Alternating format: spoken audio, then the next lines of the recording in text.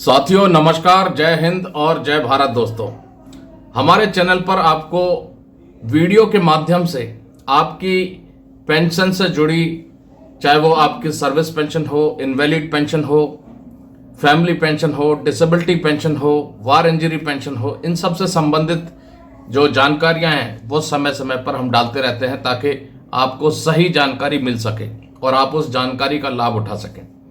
तो आज उसी कड़ी में एक और हम जानकारी लेकर के आए हैं, वार इंजरी एलिमेंट।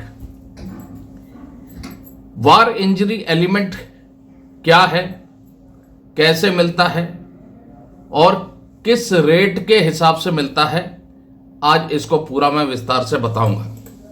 उससे पहले दोस्तों, यदि आपका डिसेबिलिटी पेंशन रिजेक्ट हो गया है, डिसेबिलिटी आपकी neither attributable to nor aggravated by service consider करके आपका रिजेक्ट कर दिया है डिसेबिलिटी पेंशन या डिसेबिलिटी एलिमेंट, तो आप जरूर उसको चैलेंज करें। यदि वो डिसेबिलिटी आपकी खराब लाइफस्टाइल की वजह से या नशे पत्ते की वजह से ना हुई हो तो चलिए दोस्तों, आपको आज का जो हम टॉपिक लेकर के आए हैं, वार इंजरी एलिमेंट, उसके बारे में बताते हैं। भाई सबसे पहले तो आप इस चीज को समझ लीजिए, वार इंजरी अगर वो डिक्लेयर है तो क्लियर है कि वो एट्रीब्यूटेबल टू मिलिट्री सर्विस है, और दूसरा ये भी क्लियर है कि वो बैटल कैजुअलिटी है, क्योंकि लड़ाई के समय ऑपरेशनल गतिविधियों के दौरान आपको वो इंजरी हुई है, इसलिए वो बैटल कैजुअलिटी घोषित की गई है और एट्रीब्यूटेबल टू मिलिट्री सर्विस है। तो एट्रीब्यूटेबिलिटी का मुद्दा तो खत्म हो गया। अब सवाल जो आता है कि वार इंजरी चलो ठीक है डिक्लेयर होगी, बैटल कैजुअलिटी डिक्लेयर होगी, अब आपको मिलेगा किस रेट से? इसमें भी अलग अलग कंडीशन है। कंडीशन क्या है?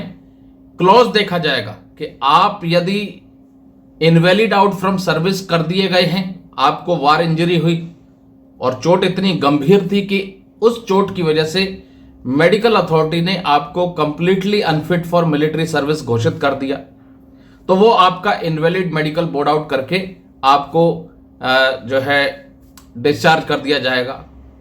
और दूसरा केस है कि आपकी वार इंजरी है लेकिन आप कंप्लीटली अनफिट नहीं है मिलिट्री सर्विस के लिए, कुछ हद तक अनफिट है और आपको सर्विस में रिटेन किया गया और बाद में डिस्चार्ज किया गया रिलीज मेडिकल बोर्ड के द्वारा, तो उस कंडीशन में आपको जो वार इंजरी एलिमेंट मिलेगा उसका रेट अलग है। तो दोनों रेट अलग हैं, दोनों को आपको मैं बिल्कुल दिखाऊंगा किस तरीके से आपको कितने रेट के हिसाब से आपको वार इंजरी एलिमेंट मिलेगा। तो चलिए अब सीधा उस फॉर्मूले पर चलते हैं।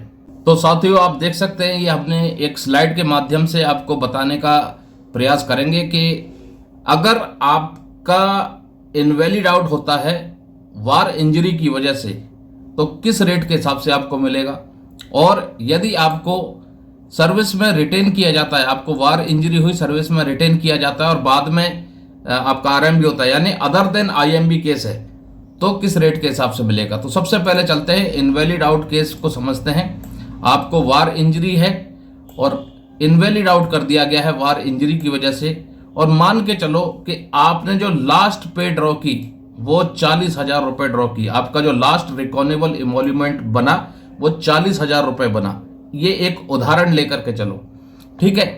और मेडिकल बोर्ड ने असेसमेंट दिया आपको 20% से लेकर के 50% तक, चाहे वो 21% हो, 30% हो, 40% हो, तो 20 से लेकर के 50% तक यदि आपका असेसमेंट किया गया है आपका इनवैलिड मेडिकल बोर्ड में, तो वो ब्रॉड बैंडिंग का जो परसेंटेज रहेगा वो रहेगा 50%। और इनवैलिड आउट का जो फॉर्मूला रहेगा वार इंजरी एलिमेंट कैलकुलेट करने के लिए वो रहेगा 40,000 गुणा 100% गुणा 50%, और आपका जो मंथली अमाउंट निकल के आएगा वार इंजरी एलिमेंट का वो आएगा 20,000 रुपए। तो इसका मतलब है कि वार इंजरी एलिमेंट जिसकी लास्ट रिकॉनेबल इमोल्यूमेंट 40,000 रुपए थी और परसेंटेज ऑफ डिसेबिलिटी 20% से लेकर के 50% तक थी, उसका ब्रॉड बैंडिंग 50% हो जाएगा और उसको जो मंथली अमाउंट मिलेगा पेंशन के अलावा वो मिलेगा वार इंजरी एलिमेंट 20,000 रुपए। उसी तरह से अगर आपका परसेंटेज 51% से लेकर के 75% तक है, उस पर ब्रॉड बैंडिंग हो जाएगा 75%, और 75% के हिसाब से उसको मिलेगा 30,000 रुपए वार इंजरी एलिमेंट। उसी तरह से अगर डिसेबिलिटी का परसेंटेज 76 से लेकर के 100% तक है तो उसको 100% war injury element rounding off का बेनिफिट बनेगा, और 100% war injury element invalid out case है और 40,000 रुपये रिकॉनेबल इमोल्यूमेंट है उसका लास्ट, तो उसको पूरे 40,000 रुपये वार इंजरी एलिमेंट मिलेगा। और ये जो फॉर्मूला है ये है इनवैलिड आउट केस में आपको वार इंजरी जो है हुई, और वो वार इंजरी बैटल कैजुअल्टी ही होती है, तो और उसकी वजह से आपका इनवैलिड आउट कर दिया जाता है, तो आपके लिए जो रेट लागू होगा वो इस फॉर्मूले के हिसाब से रेट लागू होगा। अब 40,000 रुपये आपका जो है लास्ट रिकॉनेबल इमोल्यूमेंट है, तो 100% यदि आपकी डिसेबिलिटी है, ठीक है, 100% यदि आपकी डिसेबिलिटी है तो इनवैलिड आउट केस में आपको 100% वार इंजरी एलिमेंट मिलेगा, यानी कि 40,000 रुपये अगर आपका लास्ट रिकॉनेबल इमोल्यूमेंट ड्रॉ किया है तो 40,000 रुपये आपको वार इंजरी एलिमेंट मिलेगा। अब आ जाइए नॉर्मल डिस्चार्ज में।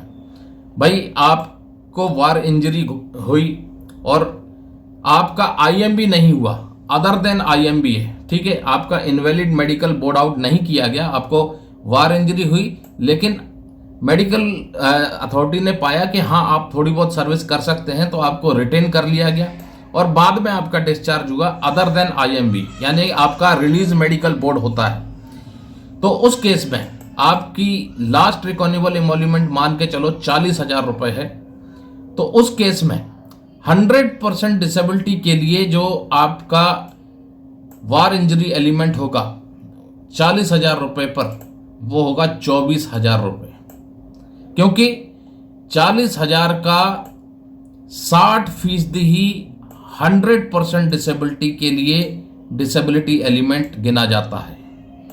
किस केस में?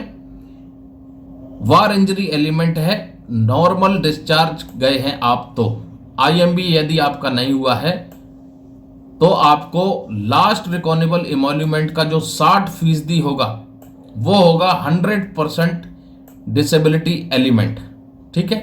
अब परसेंटेज की बात करें, यदि मान लो आपका 20% से लेके 50% तक डिसेबिलिटी है तो वो ब्रॉड बैंडिंग हो जाएगी 50%, और 40,000 रुपये आपकी जो है लास्ट रिकॉनेबल इमोल्यूमेंट था, तो 40,000 गुणा 60% गुणा 50, ये बैठा आपका मंथली 12,000 रुपये। उसी तरह से 51% से लेकर के 75% तक आपकी डिसेबिलिटी है, तो वो राउंडिंग ऑफ का ब्रॉड बैंडिंग का बेनिफिट लग करके वो 75% मानी जाएगी, और 75% के जो डिसेबिलिटी है उसके लिए 40,000 रुपये के हिसाब से अगर देखें तो 75% का 18,000 रुपये आपको डिसेबिलिटी वार इंजरी एलिमेंट मिलेगा। और उसी तरह से आ जाइए दोस्तों, यदि आपकी डिसेबिलिटी 76% से 100% तक है तो वो मानी जाएगी 100%, और 100% में 40,000 रुपये का 60% आपको मिलेगा, वो हो जाएगा आपको पर मंथ 24,000 रुपये। तो ये जो 60% यहाँ पर है ये आपको लास्ट रिकॉनेबल इमोल्यूमेंट का 60% जो रहेगा वो होगा 100% डिसेबिलिटी के लिए, यानी 40,000 का 60% देखें तो 24,000 रुपये बैठता है, और 24,000 रुपये किसको मिलेगा? वार इंजरी एलिमेंट, जिसकी 76% से लेकर के 100% तक डिसेबिलिटी थी, और ब्रॉड बैंडिंग लग के हो जाएगी 100%, ठीक है। ये 60% आपको कम क्यों है?